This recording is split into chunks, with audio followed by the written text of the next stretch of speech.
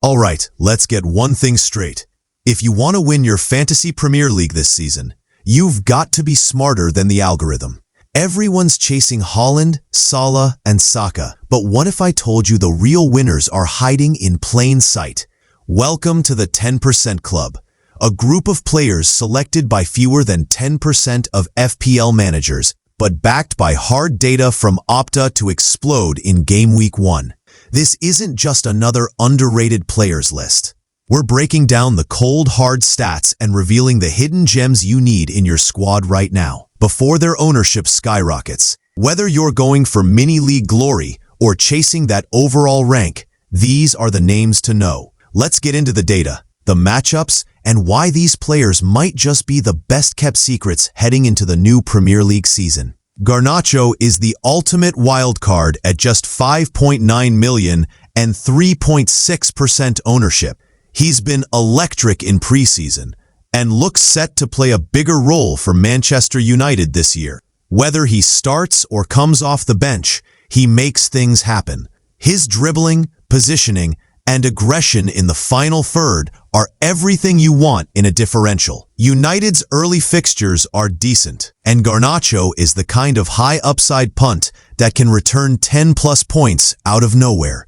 He might not be. Let's kick things off between the sticks with a goalkeeper that somehow still isn't getting enough love, Dean Henderson. Fresh off back-to-back standout performances, first in the FA Cup against Manchester City, and then lifting the Community Shield over Liverpool, Henderson looks ready to hit another gear. And yet, he's only the 10th most selected keeper in FPL, sitting at just 5.5% ownership.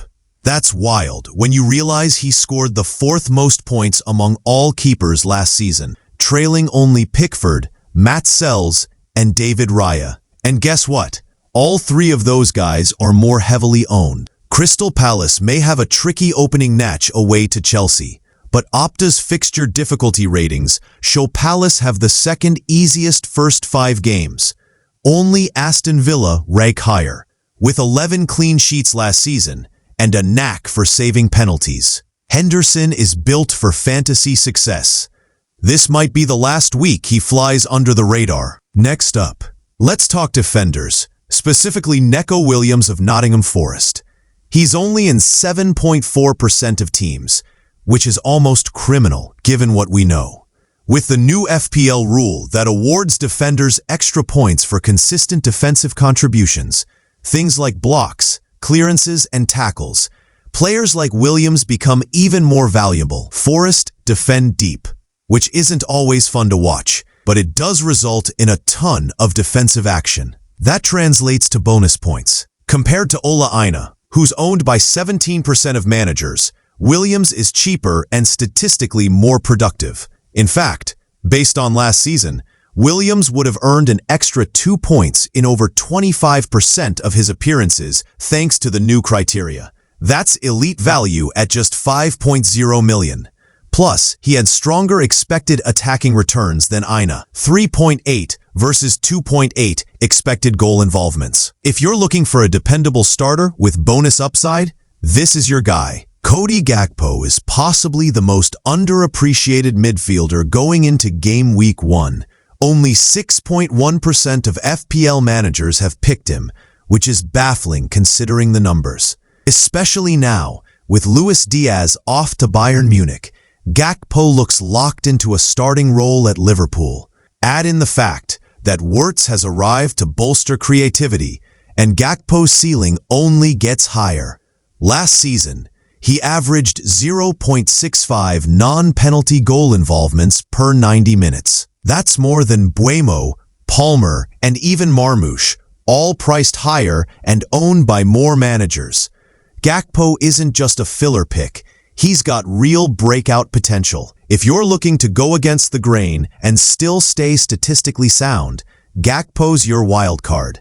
At 7.5 million, he's affordable and primed to pop off, especially in Liverpool's attack-heavy system. If he starts the season hot, don't be surprised if his ownership doubles by Game Week 3. Now let's shift to the front line. João Pedro of Brighton is one to watch very closely. currently hovering around 4.9% ownership. He's one of those forwards who could absolutely explode under the radar. Brighton are set to continue their free-flowing, attack-first approach, and Pedro has shown in preseason that he's ready to lead the line. He ended last season with 7 goals in limited minutes. But what really stands out is his expected goal involvement per 90, an impressive 0.69. That's higher than several strikers priced in the 7 to 8 million range. Brighton's opening fixtures are favorable, with 2 home games in their first 3. Pedro also takes penalties when on the pitch, giving him an even stronger upside. If you're fading the more expensive forward options and need a reliable budget pick, Pedro is a calculated risk that could turn into gold. Here's a name flying way under the radar: Malo Gusto. He's currently sitting at just 3.2% ownership, which makes sense given Reece James is back. But Gusto isn't just a bench warmer. He featured heavily last season when James was injured and proved he could deliver both defensive and attacking value. Even in limited minutes, Gusto created chances and racked up bonus points. Chelsea's early fixtures aren't as scary as they seem, especially with a new structure under Enzo Maresca. If Gusto earns even a few surprise starts, or if James's injury problems return, he could quickly become one of the most transferred-in defenders. At just 4.5 million, he's a smart bench option that could become a starter overnight. If you like to plan long-term and invest in potential, stash Gusto now while no one's looking. Check. Dwight McNeil might just be the most overlooked midfield asset in the game. He's only in 1.7% of squads right now. But here's why that's a mistake. McNeil ended last season with 7 goals and 3 assists for a struggling Everton side. With Sean Dyche still at the helm, McNeil is a guaranteed starter and focal point for set pieces. His crossing volume is elite, and he plays 90 minutes more often than not. In FPL, consistency is king, and McNeil offers that at a bargain price. Everton's fixtures aren't overly tough to start, and he's the kind of player who can quietly rack up 5 to 6 points every other game. Not flashy, but exactly what you need to build a balanced squad. If you're hunting for a differential in midfield who's nailed on and capable of double-digit hauls, McNeil deserves serious consideration. Let's talk about a City defender that no one's talking about: Josko Gvardiol.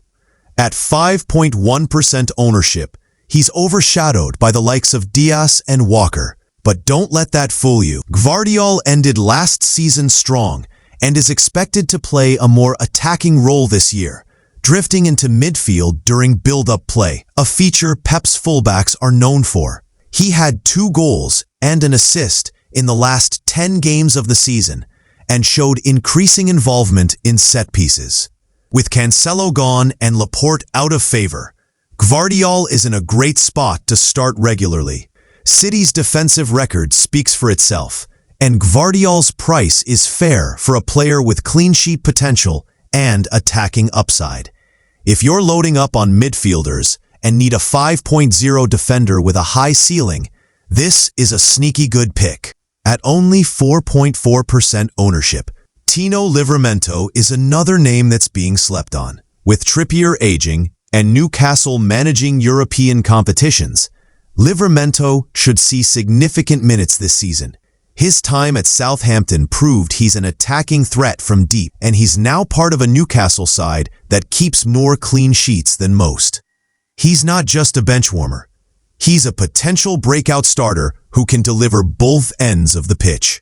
Newcastle's first few fixtures are a mixed bag, but by game week 3, their run becomes significantly easier.